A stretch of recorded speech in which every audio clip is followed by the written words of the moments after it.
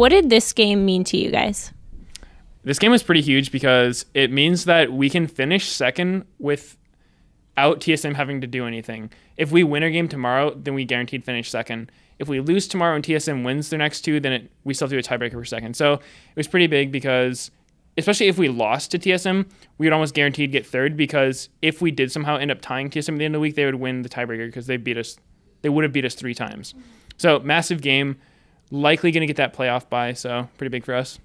Would you say that TSM is one of your biggest competitors right now? I know LMQ is in first, but you guys and TSM have had this relationship going on. Can you tell me who are your biggest competitors? I don't know if there's necessarily one competitor that's bigger than the other. Honestly, every team in the LCS is really good right now. I'm never like, oh, yeah, we get an easy week this week. We play like so-and-so. No, every team's really good, and we've lost to every team. We beat every team, so there's no one team I would say is more competitive with us than others. How did you guys prepare for this match? I know it was a big match for you guys. You seem to have different builds. I know Balls went Infinity Edge. Can you tell me a little bit about that? The Infinity Edge specifically was like, I don't even know. I think Balls was trolling or something, because he's never done it in solo queue or a scrim. It's not particularly good, but he was randomly just like, hey guys, I'm going IE this game. He must have backed and like just had enough for a BF sword or something and thought it was a good idea. But I don't know. Balls is Balls. He's good, so whatever. He knows what he was doing. And as far as everything else went for prep, we sort of just did the same thing we always do, try to get them off their comfort champs, put us on our comfort champs, that sort of deal. But obviously when you're purple side, it's really hard to do that. We weren't able to keep Amazing off Elise. Turtle got Tristana. And so they pretty much got everything they wanted, but we also had pretty good champs too, which is just all you can really hope for on purple side. So I'd say the draft went pretty well for us. Eve did pretty well against Elise, even though Amazing's Elise, I think, was still undefeated before that game. He has some crazy win rate with it, and KDA. So Elise is definitely very good. But that's all we really did for prep. And then we just played really carefully during the game. We knew how much this game meant, and so we tried our hardest. We didn't really give up much for free.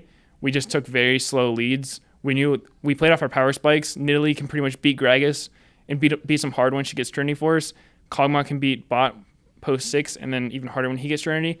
So we just basically let our lanes win, took vision control, and waited for them to make their play, because they were going to keep falling more and more behind the longer they waited and didn't do anything. And so we just kept taking dragons. We waited for them to go for their plays. It didn't really happen.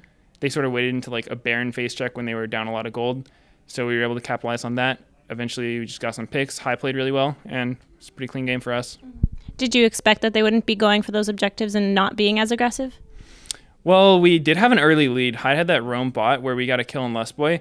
And anytime you can get something like that for free, it's really hard for the other team to come back, because they're just behind at that point. That was basically right before Cog hit 6, so that's the only time they win the lane is pre-6. And so once they were in that position, it was so hard for them to come back. And they tried some things, and Mason kept, showing up mid and top, pushing out the lanes. He showed up bot to push out the lanes just because they were getting frozen on and couldn't farm. But at the end of the day, we won. It was actually a slaughter. Did you expect it to be that big of a score?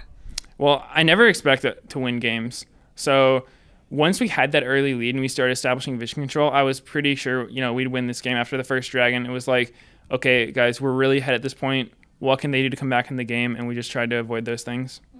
What about going into playoffs? Who would you say are going to be the top teams, and in what order? That's really hard to say. Like I said before, every team's really good. I wouldn't count anyone out. I think anyone going in is super good. LMQ might be the best just because they're insanely good their first place. But aside from that, it's up in the air. That's all a really good mentality, and I look forward to seeing the games that you guys have for the rest of the split. Is there anything else that you would like to add? I'd like to say thanks to all my fans and sponsors who are HyperX, Logitech, Air Force Reserve, Alienware, Law Class, Homejoy, Need for Seat, and all the other ones. Okay, well, thank you so much. And for everyone else, make sure to like, comment, and subscribe for more content. It means we either get first or second. Well, that's what we want. But if we don't get one of those spots, then we don't get to skip a round in the playoffs. Come back like Goku style and just be like, and just totally destroy the NA scene. What was that? What are they going to be like?